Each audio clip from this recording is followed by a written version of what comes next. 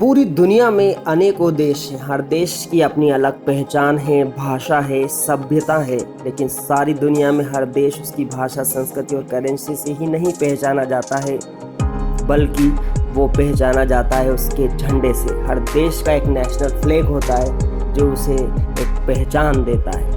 हर देशवासियों का सिर गर्व से ऊंचा हो जाता है जब वो अपने झंडे को देखता है। ये झंडा एक निशानी होता है उन तमाम संघर्ष की जो उस देश ने किए होते हैं। उस आज़ाद देश में फहरने वाले झंडे के पीछे होती है एक कहानी भी। भारत के तिरंगे को हमने ब्रिटिश रूल खत्म होते वक्त देखा है। भारतीयों के लिए केवल एक झंडा नहीं है, ये करोड़ों लोगों के आत्मसम्मान, गर्व और संघर्ष का प्रतीक है। ये पहचान है महान देश की, जहां अलग अलग लोग मिलकर एक साथ रहते हैं। उन सभी के भावों को दिखाता है हमारा तिरंगा।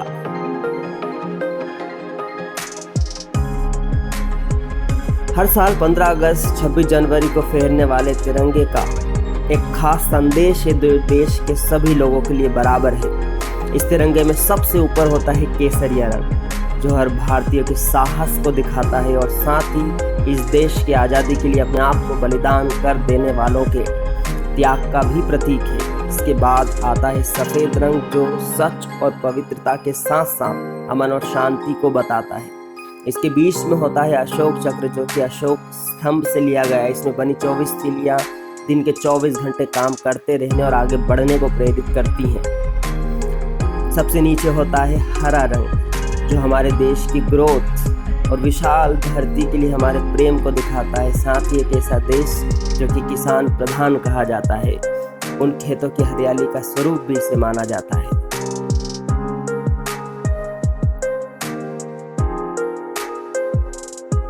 इस तिरंगे की कहानी भी बहुत दिलचस्प है। आज ये जिस रूप में है वैसा शुरू से नहीं था। ब्रिटिश राज से पहले उस दौर में भारत कई प्रिंसली स्टेट्स में बटा था। इस कारण अलग अलग राज्यों के अलग अलग झंडे होते थे। साल 1906 में बंगाल के विभाजन के बाद इंडिया का सबसे पहला नेशनल फ्लैग कोलकाता के पारसी बागान स्क्वायर में फहराया गया। इसमें लाल, पीला और हरा रंग था। ग्रीन पट्टी में 8 कमल के फूल थे, लाल में एक चंद्रमा बना था और बीच में वंदे मातरम लिखा हुआ था। इसके बाद नेशनल फ्लैग का दूसरा रूप आया, जिसे फहराया 1907 में भिकाजी कामा ने, जो पहले वाले फ्लैग जैसे ही था, पर 7 कमल की जगह 7 सितारे जोड़ दिए गए थे जो सप्त ऋषियों को बताते थे। 1916 में तिरंगे का रूप फिर बदला। इस बार इसमें लाल रंग की 5 और हरे रंग की 4 पट्टियां थी, जिसके कोने में ब्रिटिश झंडा भी बना हुआ था। इसमें सप्तऋषि का चिन्ह भी था और साथ ही आधा चांद था जिसके ऊपर तारा बना हुआ था। इसे 1917 में कोलकाता में पहली बार इस्तेमाल किया गया। लगातार रंग और आकार बदलने के कारण भारत का एक नेशनल फ्लैग तय नहीं हो पा रहा था। इस बीच आंध्र प्रदेश के रहने वाले पिंगली वेंकैया, जो कि 5 साल से भारत का नेशनल फ्लैग डिजाइन करने की कोशिश कर रहे थे, वो जल्दी से फाइनल कर लेना चाहते थे।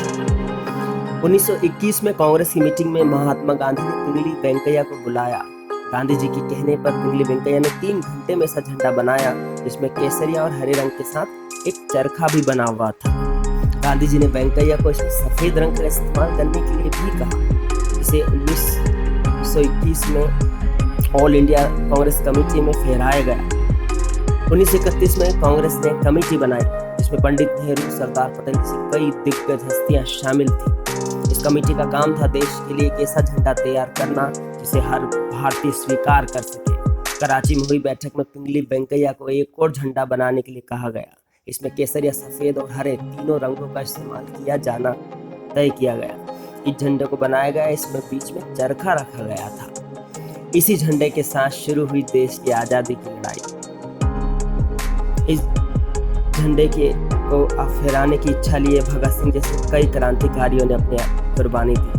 1947 में जब भारत की आज़ादी साफ दिखाई देने लगी, तो फिर देश का एक झंडा कैसा दिखे, इस पर सवाल सामने आया। 23 जून 1947 को डॉक्टर राजेंद्र प्रसाद की बनाई एक कमेटी ने ऐसा नेशनल फ्लैग को फाइनल किया। इसमें चरखे की जगह अशोक चक्र को दी गई। अशोक चक्र को सारनाथ में बने अशोक स्तंभ से लिया गया था।